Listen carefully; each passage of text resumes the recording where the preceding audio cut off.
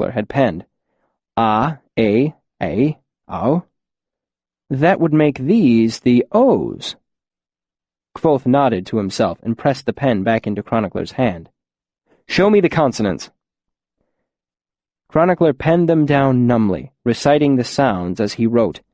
After a moment, Kvothe took the pen and completed the list himself, asking the dumbfounded chronicler to correct him if he made a mistake. Chronicler watched and listened as Kvothe completed the list.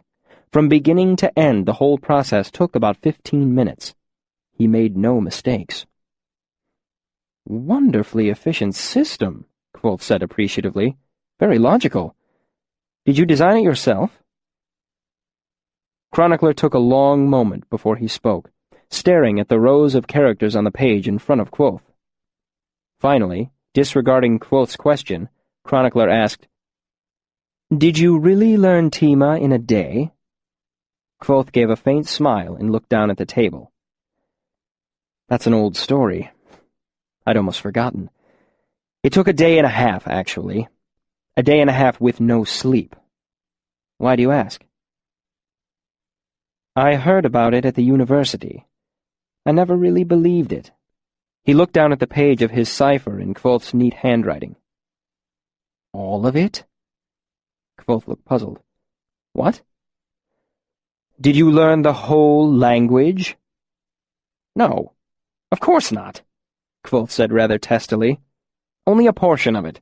A large portion, to be sure, but I don't believe you can ever learn all of anything, let alone a language." Kvothe rubbed his hands together. "Now, are you ready?"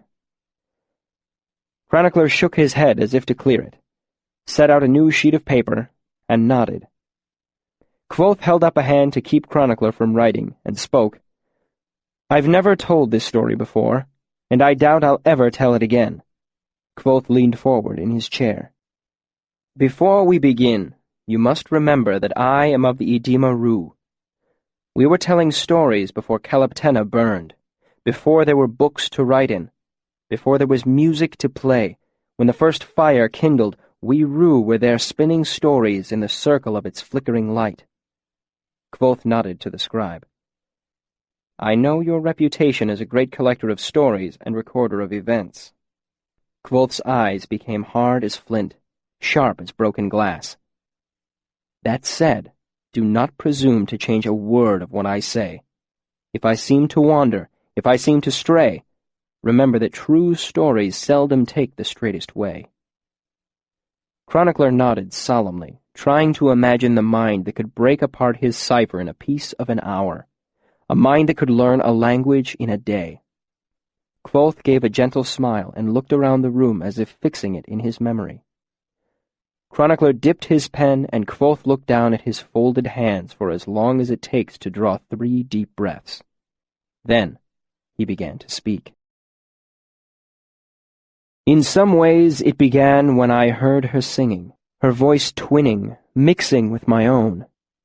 Her voice was like a portrait of her soul, wild as a fire, sharp as shattered glass, sweet and clean as clover." Kvothe shook his head. "No. It began at the university. I went to learn magic of the sort they talk about in stories. Magic like Taborlin the Great. I wanted to learn the name of the wind. I wanted fire and lightning. I wanted answers to 10,000 questions and access to their archives. But what I found at the university was much different than a story, and I was much dismayed. But I expect the true beginning lies in what led me to the university. Unexpected fires at twilight, a man with eyes like ice at the bottom of a well, the smell of blood and burning hair. The Chandrian." He nodded to himself. "Yes, I suppose that is where it all begins. This is, in many ways, a story about the Chandrian." Kvothe shook his head, as if to free himself from some dark thought. "But I suppose I must go even further back than that. If this is to be something resembling my book of deeds, I can spare the time. It will be worth it if I am remembered, if not flatteringly, then at least with some small account of accuracy. But what would my father say if he heard me telling a story this way? Begin at the beginning. Very well. If we are to have a telling, let's make it a proper one. Kvothe sat forward in his chair. In the beginning, as far as I know, the world was spun out of the nameless void by Aleph, who gave everything a name. Or, depending on the version of the tale, found the names all things already possessed. Chronicler let slip a small laugh, though he did not look up from his page or pause in his writing. Kvothe continued, smiling himself. I see you laugh. Very well. For simplicity's sake, let us assume I am the center of creation. In doing this, let us pass over innumerable boring stories, the rise and fall of empires, sagas of heroism, ballads of tragic love. Let us hurry forward to the only tale of any real importance. His smile broadened. Mine. My name is Kvothe, pronounced nearly the same as Quoth. Names are important as they tell you a great deal about a person. I've had more names than anyone has a right to. The Adem call me Maedra, which, depending on how it's spoken, can mean the flame, the thunder, or the broken tree. The flame is obvious if you've ever seen me.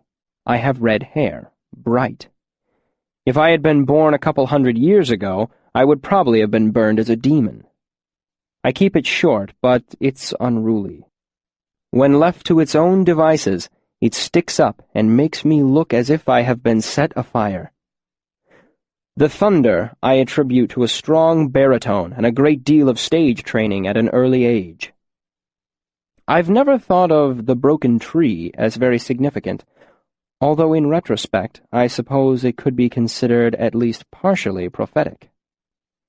My first mentor called me Elir, because I was clever, and I knew it.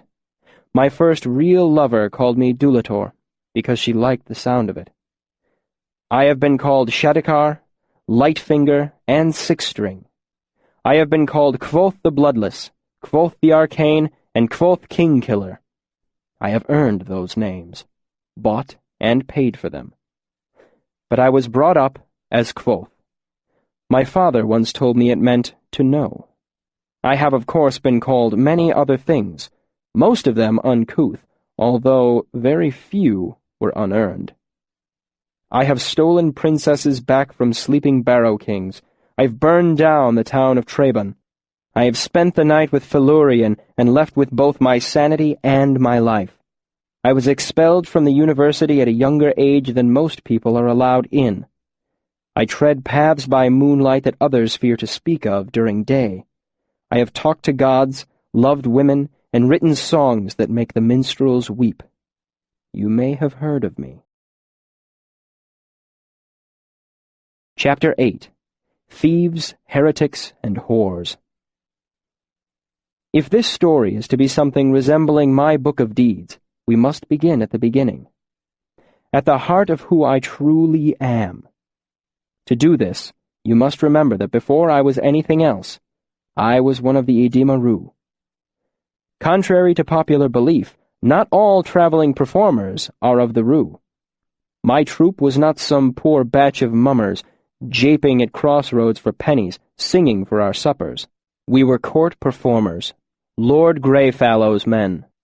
Our arrival in most towns was more of an event than the midwinter pageantry and Solonade games rolled together. There were usually at least 8 wagons in our troupe and well over 24 performers, actors and acrobats, musicians and hand magicians, jugglers and jesters. My family. My father was a better actor and musician than any you have ever seen. My mother had a natural gift for words. They were both beautiful, with dark hair and easy laughter. They were Ru down to their bones, and that, really, is all that needs to be said. Save perhaps that my mother was a noble before she was a trooper.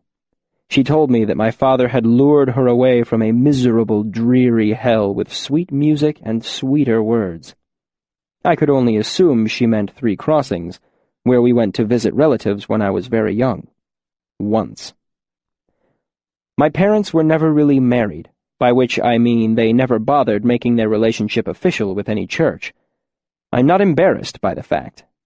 They considered themselves married and didn't see much point in announcing it to any government or God. I respect that. In truth, they seemed more content and faithful than many officially married couples I have seen since. Our patron was Baron Greyfollow, and his name opened many doors that would ordinarily be closed to the Edema Rue. In return, we wore his colors, green and gray, and added to his reputation wherever we went. Once a year we spent 2 span at his manor, entertaining him and his household. It was a happy childhood, growing up in the center of an endless fair. My father would read to me from the great monologues during the long wagon rides between towns. Reciting mostly from memory, his voice would roll down the road for a quarter mile. I remember reading along, coming in on the secondary parts. My father would encourage me to try particularly good sections myself, and I learned to love the feel of good words. My mother and I would make up songs together. Other times, my parents would act out romantic dialogues while I followed along in the books. They seemed like games at the time. Little did I know how cunningly I was being taught. I was a curious child, quick with questions and eager to learn. With acrobats and actors as my teachers, it is little wonder that I never grew to dread lessons as most children do. The roads were safer in those days, but cautious folk would still travel with our troop for safety's sake. They supplemented my education. I learned an eclectic smattering of Commonwealth law from a traveling barrister too drunk or too pompous to realize he was lecturing an 8-year-old. I learned woodcraft from a huntsman named Lacklith, who traveled with us for nearly a whole season. I learned the sordid inner workings of the royal court in Modeg from a courtesan. As my father used to say, call a jack, call a spade, but always call a whore a lady. Their lives are hard enough, and it never hurts to be polite. Hetera smelled vaguely of cinnamon, and at 9 years old I found her fascinating without exactly knowing why. She taught me I should never do anything in private that I didn't want talked about in public, and cautioned me not to talk in my sleep. And then there was Abinthy, my first real teacher. He taught me more than all the others set end to end. If not for him, I would never have become the man I am today. I ask that you not hold it against him. He meant well. "You'll have to move along," the mayor said. "Camp outside town, and no one will bother you so long as you don't start any fights or wander off with anything that isn't yours." He gave my father a significant look. "Then be on your merry way tomorrow. No performances. They're more trouble than they're worth." "We are licensed," my father said, pulling out a folded piece of parchment from the inner pocket of his jacket. "Charged to perform, in fact."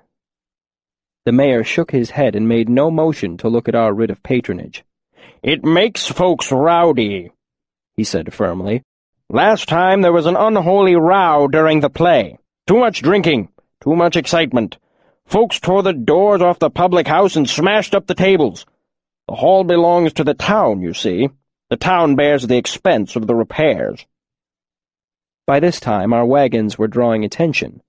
Tripp was doing some juggling. Marion and his wife were putting on an impromptu string puppet show.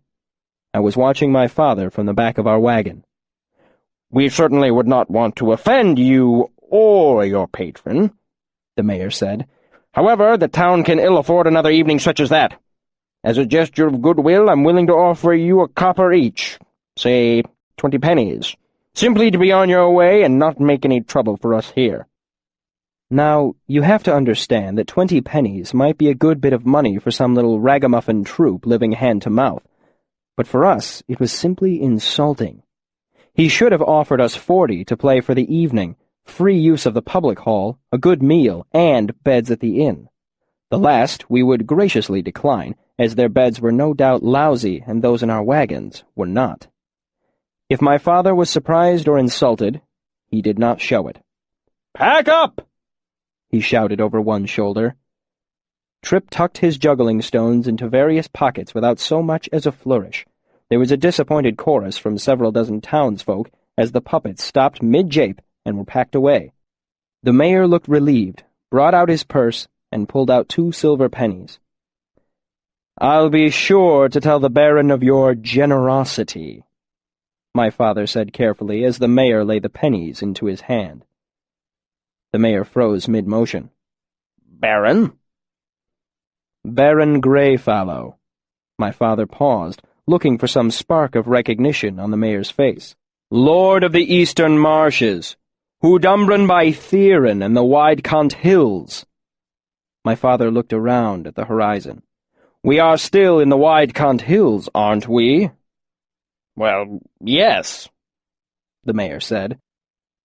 "But Squire Semlin—" "Oh, we're in Semlin's fief," my father exclaimed, looking around as if now just getting his bearings. "Thin gentleman, tidy little beard." He brushed his chin with his fingers. The mayor nodded numbly. "Charming fellow, lovely singing voice. Met him when we were entertaining the Baron last midwinter." "Of course." The mayor paused significantly. "Might I see your writ?" I watched as the mayor read it.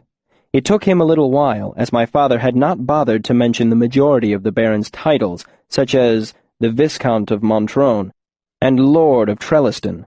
The upshot was this. It was true that Squire Semlin controlled this little town and all the land around it, but Semlin owed fealty directly to Greyfallow.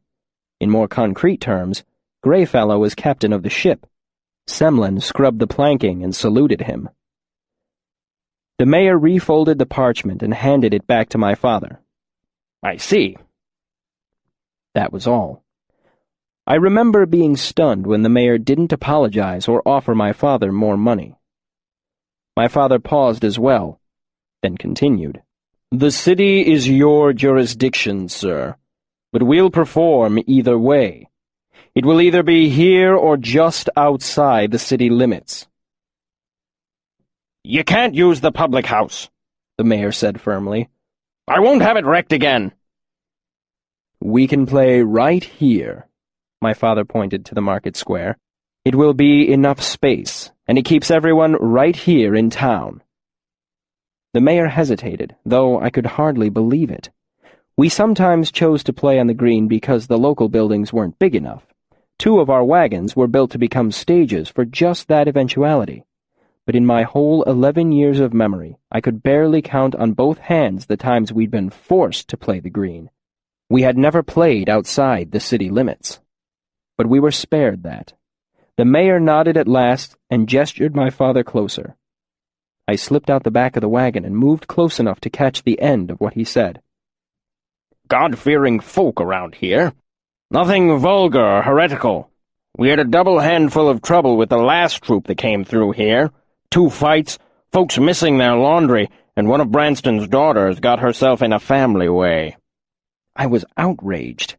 I waited for my father to show the mayor the sharp side of his tongue, to explain the difference between mere traveling performers and Edema Rue. We didn't steal. We would never let things get so out of control that a bunch of drunks ruined the hall where we were playing. But my father did nothing of the sort. He just nodded and walked back toward our wagon.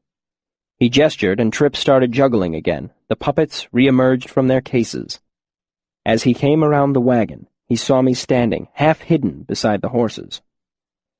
"I'm guessing you heard the whole thing from the look on your face," he said with a wry grin. "Let it go, my boy. He gets full marks for honesty, if not for grace. He just says out loud what other folk keep in the quiet of their hearts. Why do you think I have everyone stay in pairs when we go about our business in bigger towns?" I knew it for the truth. Still, it was a hard pill for a young boy to swallow. 20 pennies, I said scathingly. As if he were offering us charity. That was the hardest part of growing up Edema Rue. We are strangers everywhere. Many folk view us as vagabonds and beggars, while others deem us little more than thieves, heretics, and whores.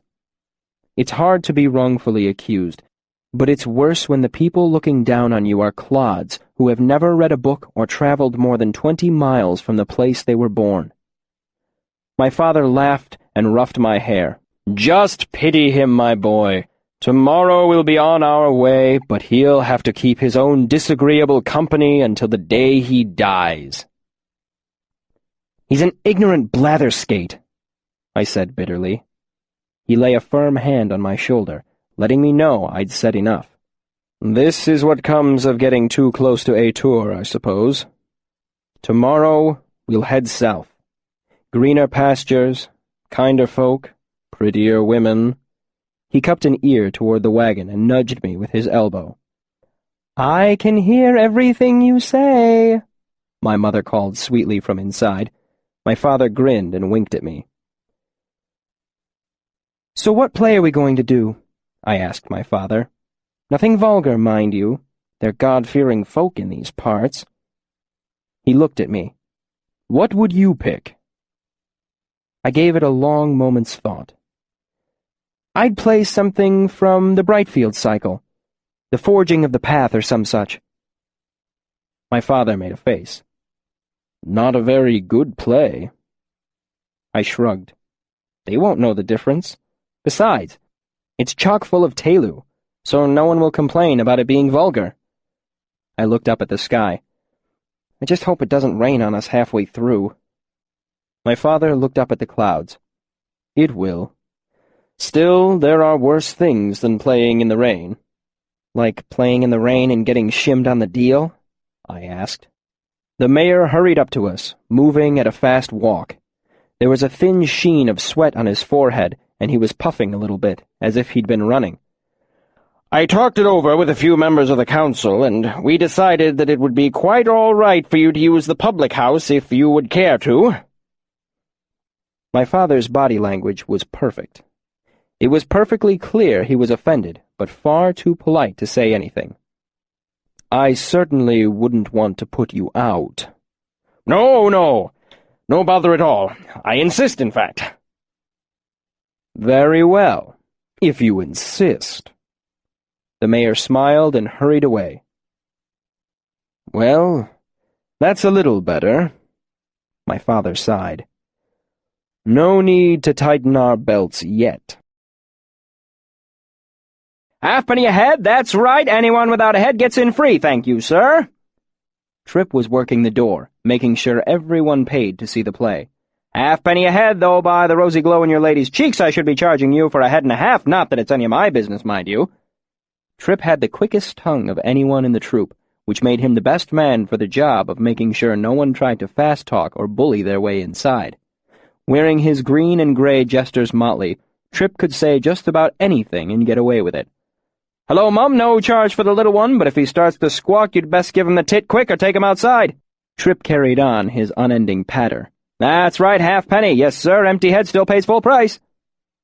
Though it was always fun to watch Tripp work, most of my attention was on a wagon that had rolled into the other end of town about a quarter-hour ago. The mayor had argued with the old man driving it, then stormed off.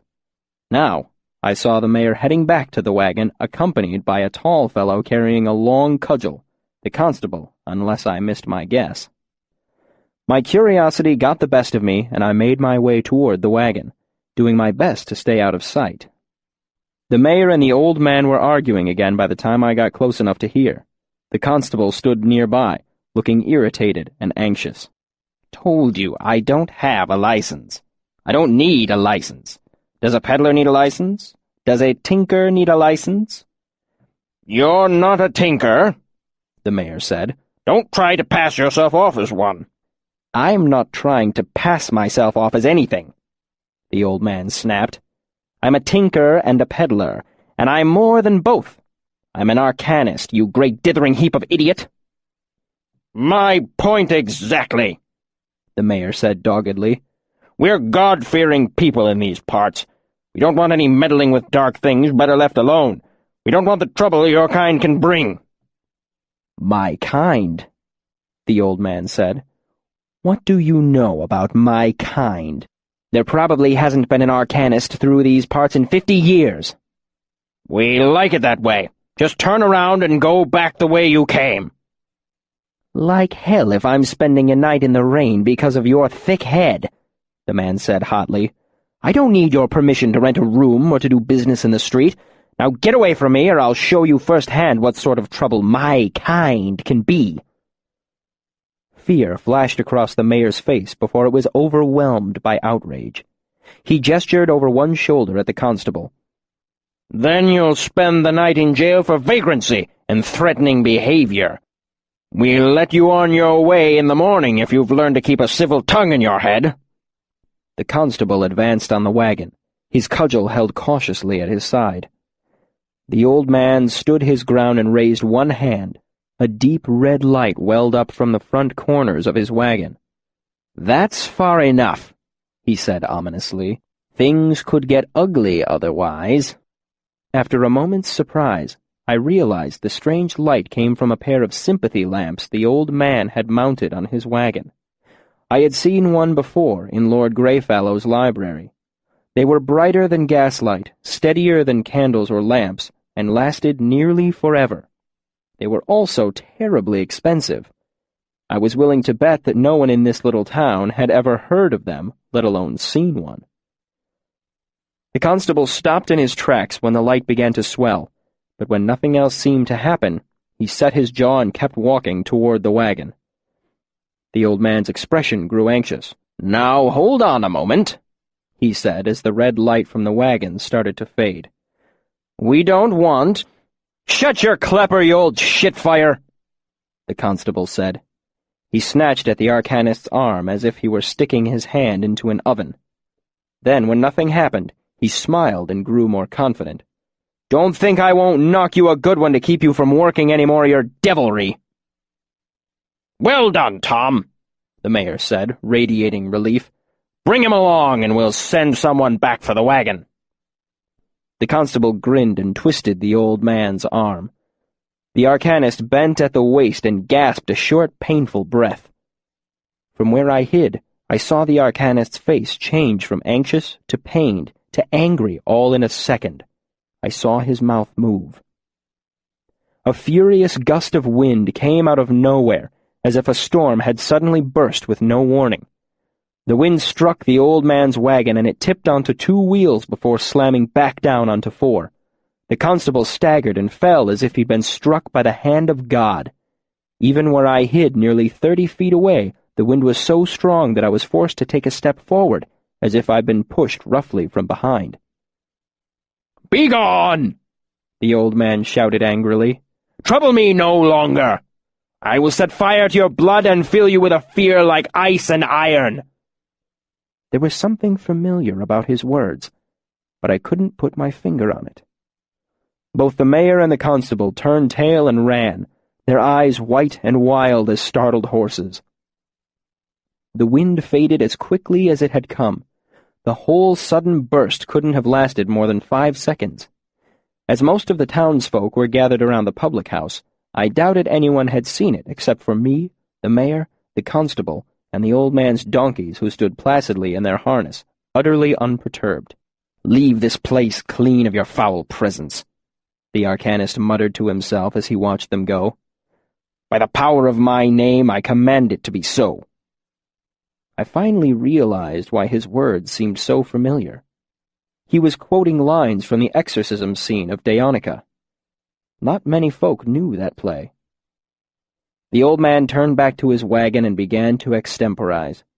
"I'll turn you into butter on a summer day. I'll turn you into a poet with the soul of a priest. I'll fill you with lemon custard and push you out a window." He spat. "Bastards!"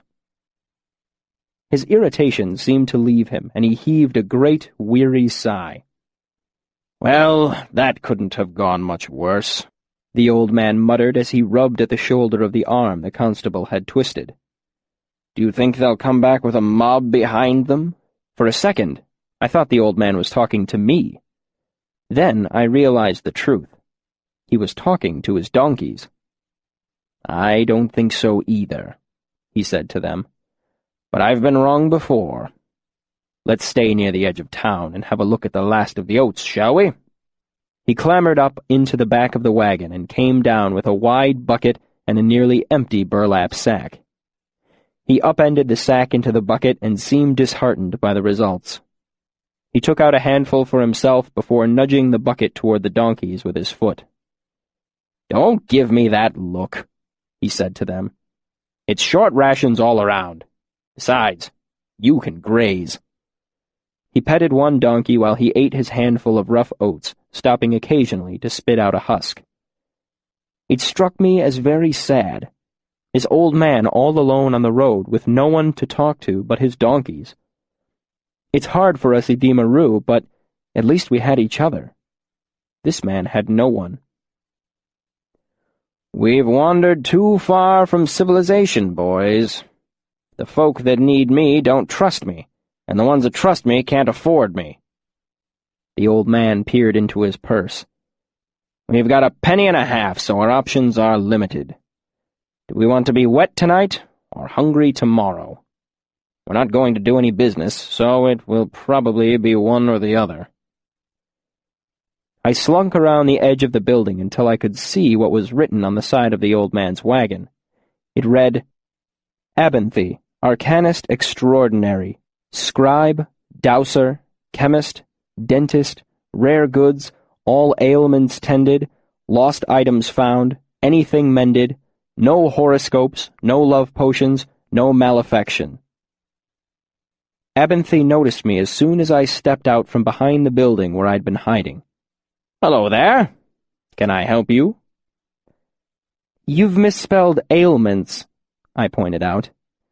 He looked surprised. "It's a joke, actually," he explained. "I brew a bit." "Oh, ale," I said, nodding. "I get it." I brought my hand out of my pocket. "Can you sell me anything for a penny?" He seemed stuck between amusement and curiosity. "What are you looking for?" "I'd like some Lacilium. We had performed Fairy and the Fair a dozen times in the last month, and it had filled my young mind with intrigue and assassination." "Are you expecting someone to poison you?" he said, somewhat taken aback. "Not really. But it seems to me that if you wait around until you know you need an antidote, it's probably too late to pick one up." "I suppose I could sell you a penny's worth," he said. "That would be about a dose for a person your size. But it's dangerous stuff in its own right. It only cures certain poisons. You can hurt yourself if you take it at the wrong time." "Oh," I said. "I didn't know that." In the play, it was touted as an infallible cure-all. Abinthy tapped his lips thoughtfully. "Can you answer me a question in the meantime?" I nodded. "Whose troop is that?" "In a way, it's mine," I said. "But in another way, it's my father's, because he runs the show and points which way the wagons go. But it's Baron Greyfallow's, too, because he's our patron. We're Lord Greyfallow's men." The old man gave me an amused look. "I've heard of you. Good troop, good reputation." I nodded, not seeing any point in false modesty. "Do you think your father might be interested in taking on any help?" he asked. "I don't claim to be much of an actor, but I'm handy to have around. I could make you face paint and rouge that aren't all full of lead and mercury and arsenic. I can do lights, too, quick, clean, and bright. Different colors if you want them." I didn't have to think too hard about it. Candles were expensive and vulnerable to drafts. Torches were dirty and dangerous, and everyone in the troop learned the dangers of cosmetics at an early age. It was hard to become an old seasoned trooper when you painted poison on yourself every third day and ended up raving mad by the time you were 25. "I may be overstepping myself a little," I said as I held out my hand for him to shake, "but let me be the first to welcome you to the troop." If this is to be a full and honest account of my life and deeds, I feel I should mention that my reasons for inviting Ben into our troop were not entirely altruistic. It's true that quality cosmetics and clean lights were a welcome addition to our troop. It's also true that I'd felt sorry for the old man alone on the road. But underneath it all, I was moved by my curiosity. I had seen Abinthy do something I could not explain, something strange and wonderful. Not his trick with the sympathy lamps. I recognized that for what it was. Showmanship, a bluff to impress ignorant townsfolk. What he had done afterward was different. He called the wind, and the wind came. It was magic. Real magic. The sort of magic I'd heard about in stories of Taborlin the Great. The sort of magic I hadn't believed in since I was 6. Now, I didn't know what to believe. So I invited him into our troupe, hoping to find answers to my questions. Though I didn't know it at the time, I was looking for the name of the wind. Chapter 9. Riding the Wagon with Ben. Abinthy was the first arcanist I ever met. A strange, exciting figure to a young boy. He was knowledgeable in all the sciences: botany, astronomy, psychology, anatomy, alchemy, geology, chemistry. He was portly, with twinkling eyes that moved quickly from one thing to another. He had a strip of dark gray hair running around the back of his head, but, and this is what I remember most about him, no eyebrows. Rather, he had them, but they were in a perpetual state of regrowing from being burned off in the course of his alchemical pursuits. It made him look surprised and quizzical all at once. He spoke gently, laughed often, and never exercised his wit at the expense of others. He cursed like a drunken sailor with a broken leg, but only at his donkeys. They were called Alpha and Beta, and Abinthy fed them carrots and lumps of sugar when he thought no one was looking. Chemistry was his particular love, and my father said he'd never known a man to run a better still. By his second day in our troop, I was making a habit of riding in his wagon. I would ask him questions, and he would answer. Then he would ask for songs, and I would pluck them out for him on a lute I borrowed from my father's wagon. He would even sing from time to time. He had a bright, reckless tenor that was always wandering off, looking for notes in the wrong places. More often than not, he stopped and laughed at himself when it happened.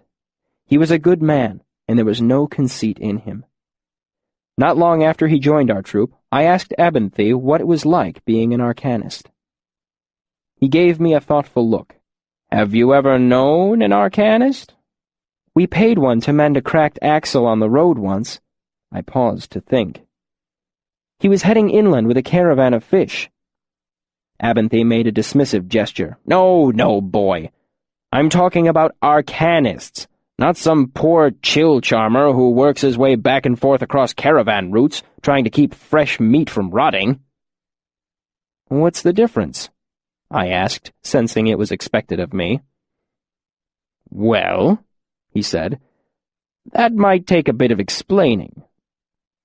"I've got nothing but time." Abinthy gave me an appraising look. I'd been waiting for it. It was the look that said, "You don't sound as young as you look." I'd hoped he'd come to grips with it fairly soon. It gets tiresome being spoken to as if you were a child, even if you happen to be one. He took a deep breath.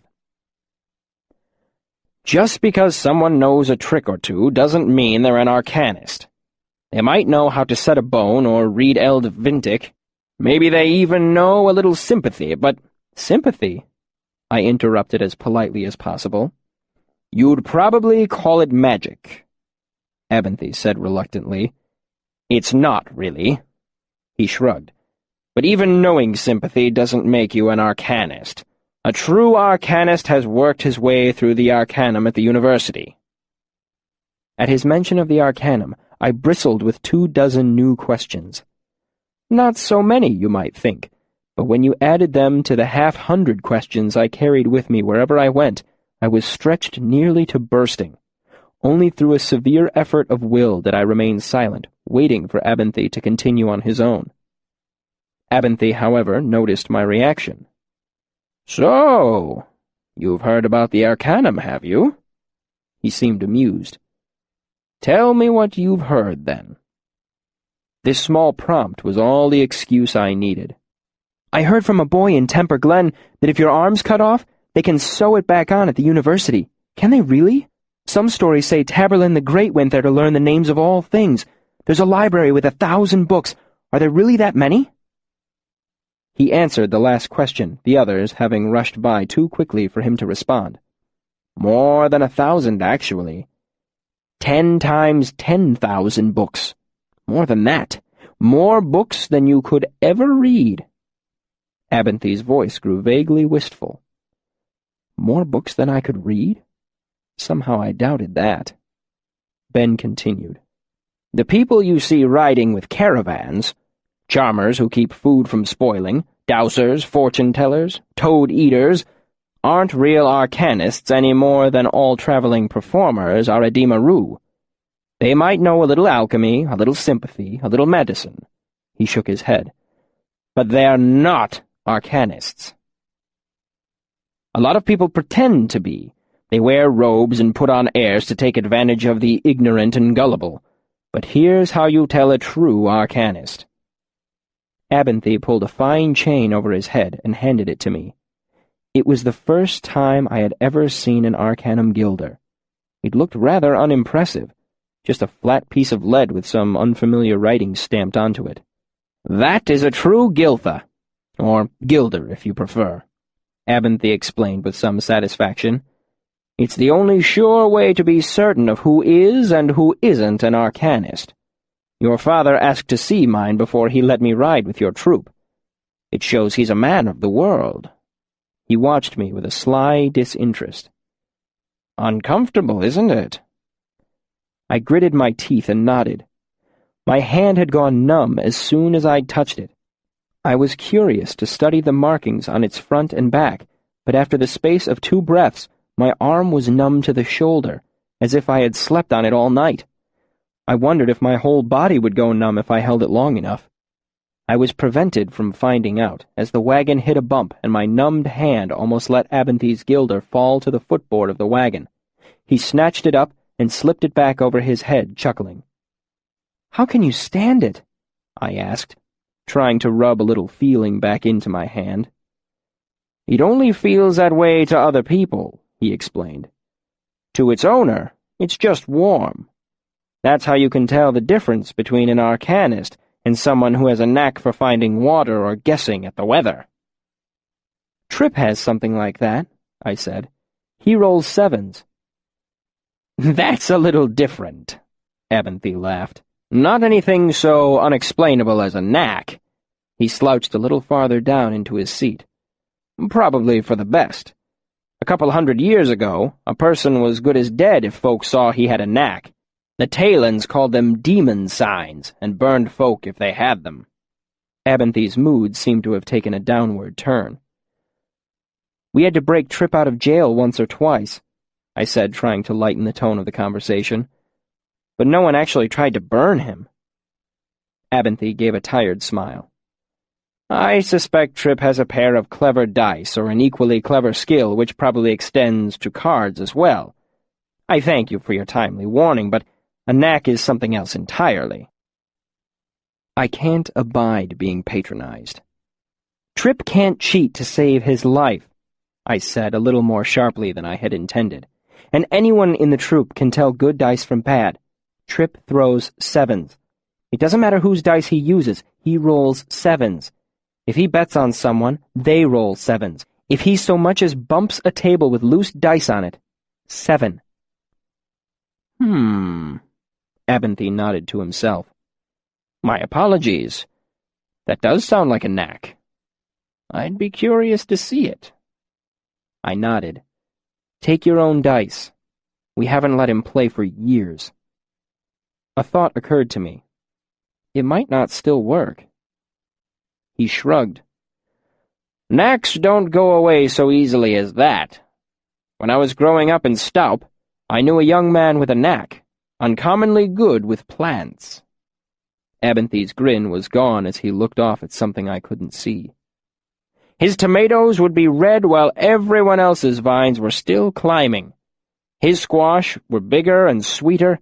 His grapes didn't hardly have to be bottled before they started being wine." He trailed off, his eyes far away. "Did they burn him?" I asked, with the morbid curiosity of the young. "What? No, of course not. I'm not that old." He scowled at me in mock severity. "There was a drought and he got run out of town. His poor mother was heartbroken." There was a moment of silence. 2 wagons ahead of us, I heard Taryn and Shandy rehearsing lines from The Swineherd and the Nightingale. Abinthy seemed to be listening as well in an offhand way. After Taryn got himself lost halfway through Fane's Garden monologue, I turned back to face him. "Do they teach acting at the university?" I asked. Abinthy shook his head, slightly amused by the question. "Many things, but not that." I looked over at Abinthy and saw him watching me. His eyes danced. "Could you teach me some of those other things?" I asked. He smiled, and it was as easy as that. Abinthy proceeded to give me a brief overview of each of the sciences. While his main love was for chemistry, he believed in a rounded education. I learned how to work the sextant, the compass, the slipstick, the abacus. More important, I learned to do without. Within a span, I could identify any chemical in his cart. In 2 months, I could distill liquor until it was too strong to drink, bandage a wound, set a bone, and diagnose hundreds of sicknesses from symptoms. I knew the process for making 4 different aphrodisiacs, 3 concoctions for contraception, 9 for impotence, and 2 filters referred to simply as Maiden's Helper. Abinthy was rather vague about the purpose of the last of these, but I had some strong suspicions. I learned the formulae for 12 poisons and acids, and 100 medicines and cure-alls, some of which even worked. I doubled my herb lore in theory, if not in practice. Abinthy started to call me Red, and I called him Ben, first in retaliation, then in friendship. Only now, far after the fact, do I recognize how carefully Ben prepared me for what was to come at the university. He did it subtly, once or twice a day, mixed in with my normal lectures. Ben would present me with a little mental exercise I would have to master before we went on to anything else. He made me play Tyranny without a board, keeping track of the stones in my head. Other times, he would stop in the middle of a conversation and make me repeat everything said in the last few minutes, word for word. This was levels beyond the simple memorization I had practiced for the stage. My mind was learning to work in different ways, becoming stronger. It felt the same way your body feels after a day of splitting wood, or swimming, or sex. You feel exhausted, languorous, and almost godlike. This feeling was similar, except it was my intellect that was weary and expanded, languid and latently powerful. I could feel my mind starting to awaken. I seemed to gain momentum as I progressed, like when water starts to wash away a dam made of sand. I don't know if you understand what a geometric progression is, but that is the best way to describe it. Through it all, Ben continued to teach me mental exercises that I was half convinced he constructed out of sheer meanness. Chapter 10. Ayler and Several Stones. Ben held up a chunk of dirty fieldstone slightly bigger than his fist. "What will happen if I let go of this rock?" I thought for a bit. Simple questions during lesson time were very seldom simple. Finally, I gave the obvious answer. "It will probably fall." He raised an eyebrow. I had kept him busy over the last several months, and he hadn't had the leisure to accidentally burn them off. "Probably? You sound like a sophist, boy. Hasn't it always fallen before?" I stuck my tongue out at him. "Don't try to boldface your way through this one. That's a fallacy. You taught me that yourself." He grinned. "Fine. Would it be fair to say you believe it will fall?" "Fair enough." "I want you to believe it will fall up when I let go of it." His grin widened. I tried. It was like doing mental gymnastics. After a while, I nodded. Okay. How well do you believe it? Not very well, I admitted. I want you to believe this rock will float away. Believe it with a faith that will move mountains and shake trees. He paused and seemed to take a different tack. Do you believe in God? Telu? After a fashion. Not good enough. Do you believe in your parents? I gave a little smile. Sometimes. I can't see them right now. He snorted and unhooked the slapstick he used to goad Alpha and Beta when they were being lazy. Do you believe in this, Alir? He only called me Alir when he thought I was being especially willfully obstinate. He held out the stick for my inspection. There was a malicious glitter in his eye. I decided not to tempt fate. Yes. Good. He slapped the side of the wagon with it, producing a sharp crack. One of Alpha's ears pivoted around at the noise, uncertain as to whether or not it was directed at her. That's the sort of belief I want. It's called Aler, riding crop belief. When I drop this stone, it will float away, free as a bird. He brandished the slapstick a bit. And none of your petty philosophy, or I'll make you sorry you ever took a shining to that little game. I nodded. I cleared my mind with one of the tricks I'd already learned and bore down on believing. I started to sweat. After what may have been 10 minutes, I nodded again. He let go of the rock.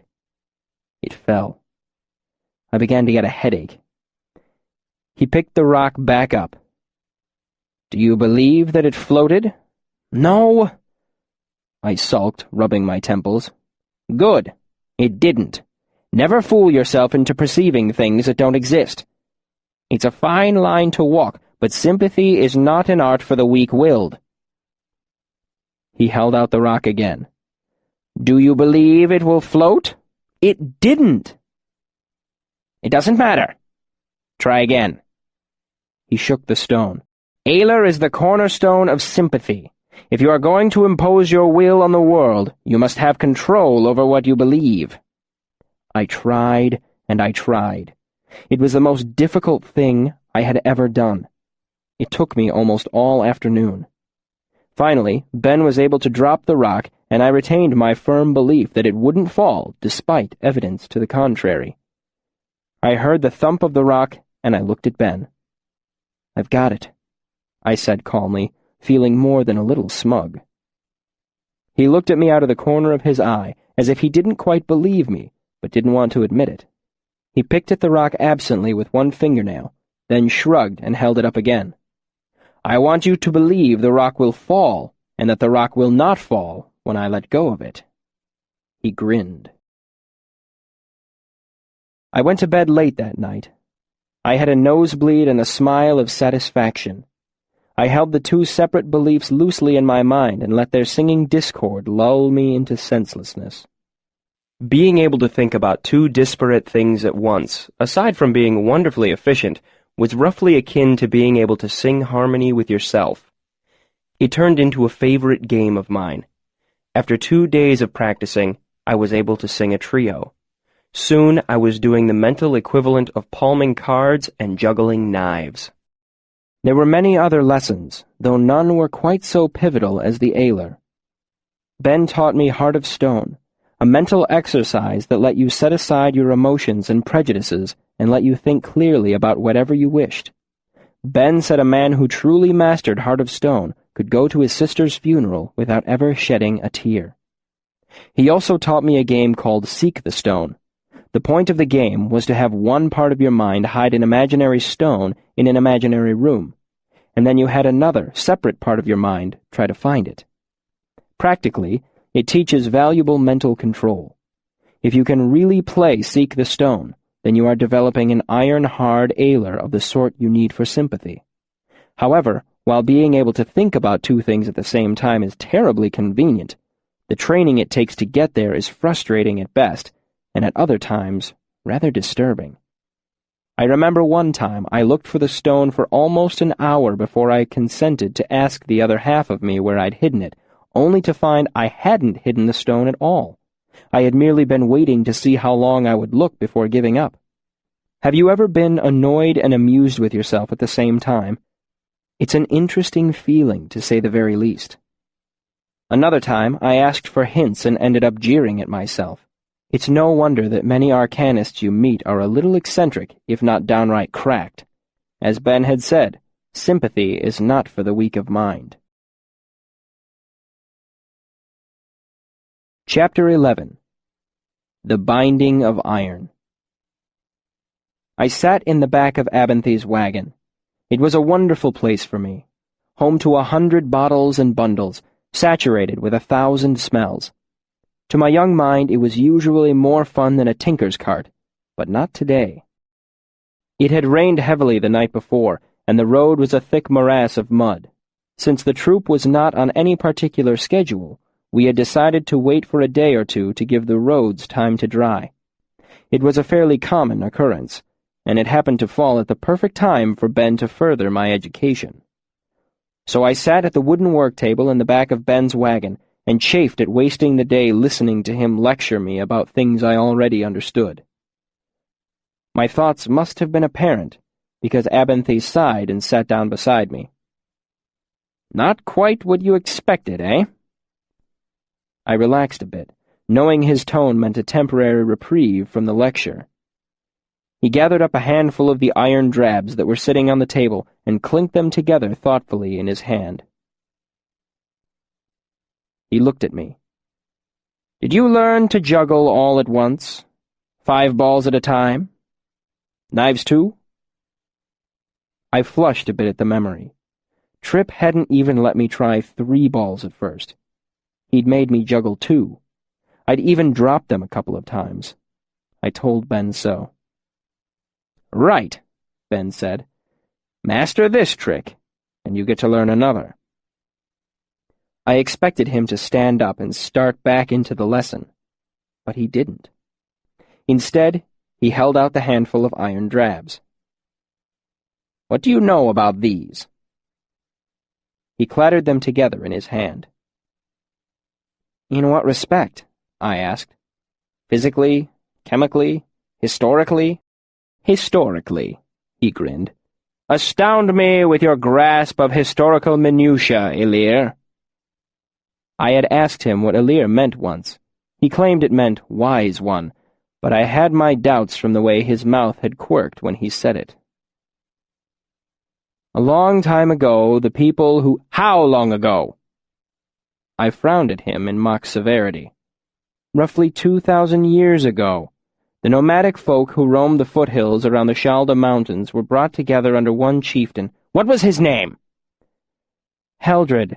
His sons were Heldim and Heldar. Would you like his entire lineage, or should I just get to the point?" I glowered at him. "Sorry, sir." Ben sat up straight in his seat and assumed such an aspect of rapt attention that we both broke into grins. I started again. "Heldred eventually controlled the foothills around the Shalda. This meant that he controlled the mountains themselves. They started to plant crops, their nomadic lifestyle was abandoned, and they slowly began to—" "Get to the point?" Abinthy asked. He tossed the drabs onto the table in front of me. I ignored him as best I could. "They controlled the only plentiful and easily accessible source of metal for a great distance, and soon they were the most skilled workers of those metals as well. They exploited this advantage and gained a great deal of wealth and power. Until this point, barter was the most common method of trade. Some larger cities coined their own currency, but outside those cities the money was only worth the weight of the metal. Bars of metal were better for bartering, but full bars of metal were inconvenient to carry." Ben gave me his best bored student face.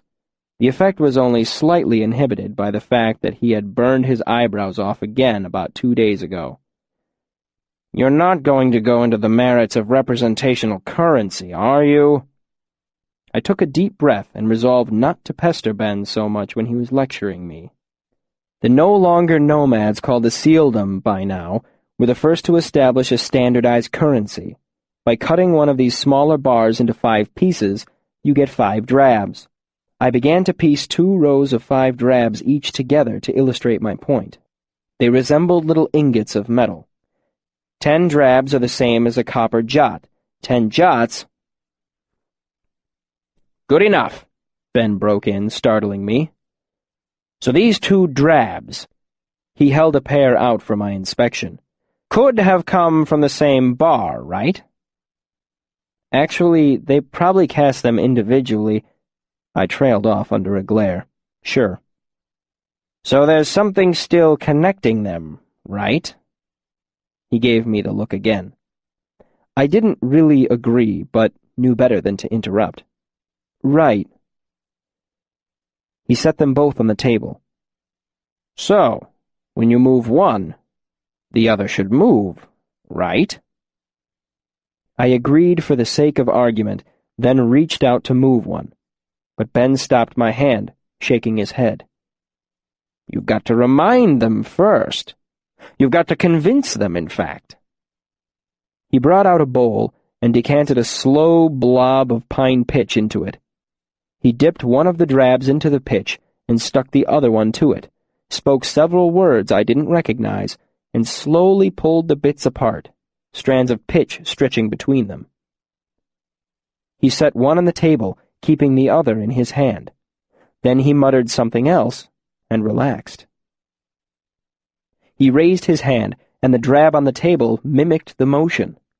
He danced his hand around, and the brown piece of iron bobbed in the air.